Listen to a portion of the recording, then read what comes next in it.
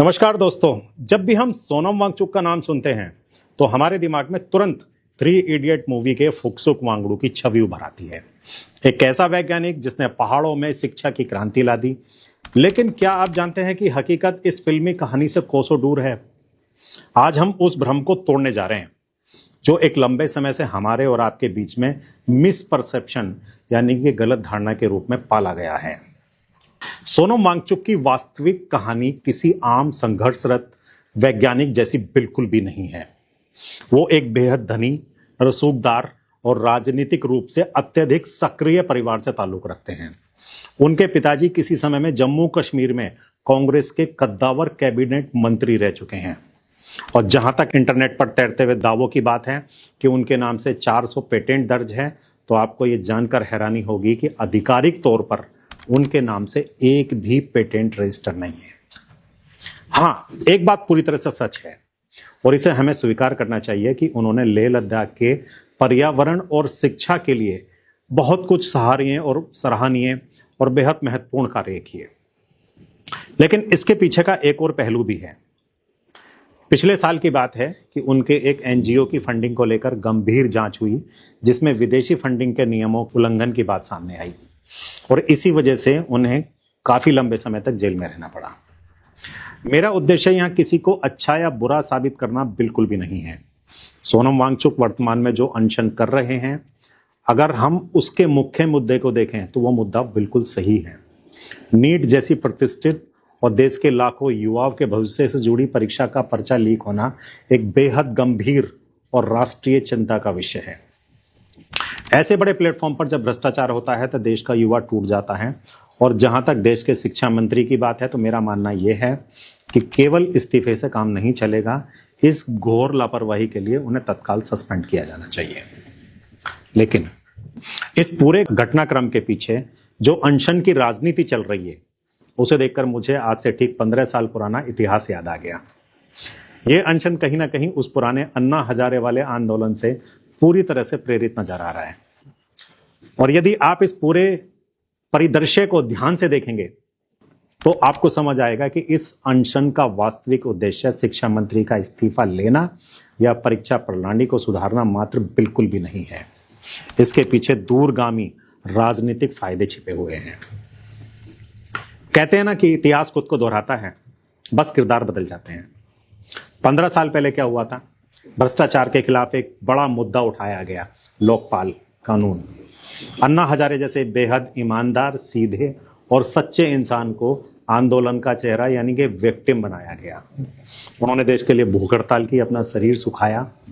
लेकिन उस आंदोलन की आड़ में बैक स्टेज पर एक राजनीतिक जाल बुना जा रहा था। परिणाम क्या हुआ? अरविंद केजरीवाल ने उस जन आक्रोश का इस्तेमाल करके अपनी एक राजनीतिक पार्टी गठन कर ली और देखते ही देखते 10 साल तक दिल्ली की सत्ता पर राज किया। मुद्दा था भ्रष्टाचार को खत्म करना। लेकिन समय का चक्र देखिए, वही पार्टी बाद में गंभीर भ्रष्टाचार के आरोपों में गिर गई। शराब घोटाला, शीश महल।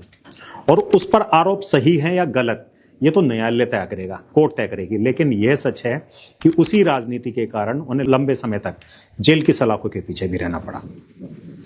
अब इस पूरी क्रोनोलॉजी को आज का जो प्रकरण चल रहा उससे जोड़कर देखते हैं। बात करते हैं कॉकरोच जनता पार्टी की। जब इस पार्टी की नींव रखी गई थी तब इसके संस्थापक के मन में भी शायद यह विचार नहीं रहा होगा कि यह इतनी लोकप्रिय, इतनी पॉपुलर हो जाएगी। इस पूरी कहानी के पीछे एक ही नाम है, उस लड़के का नाम है अभिजीत कुछ करके है, अभिजीत दीप के कुछ करके है।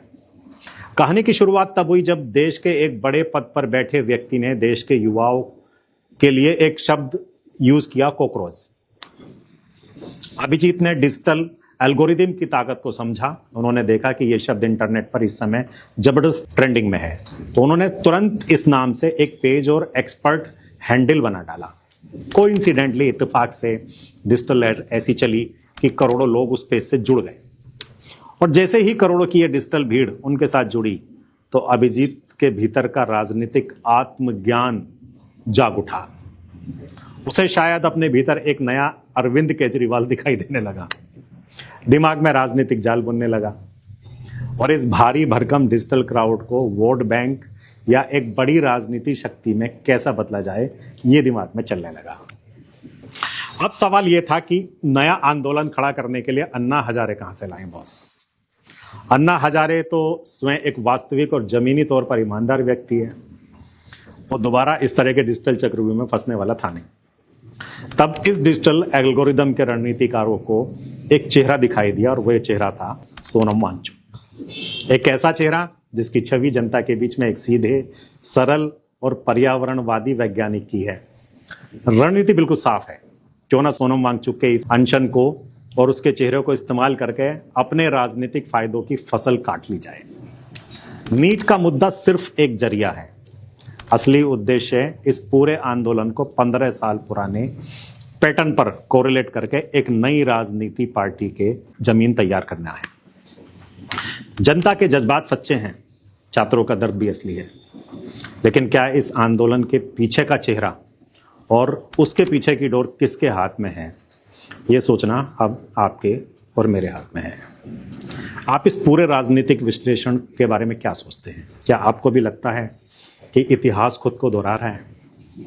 अपनी राय नीचे दिए हुए कमेंट बॉक्स में जरूर साझा कीजिएगा। अच्छा लगा हो तो वीडियो को शेयर भी कर सकते हैं, चैनल को सब्सक्राइब भी कर सकते हैं। मिलता हूं आपसे अपने नेक्स्ट वीडियो में नया मुद्दा लेकर। तब तक के लिए जय हिंद, जय भारत।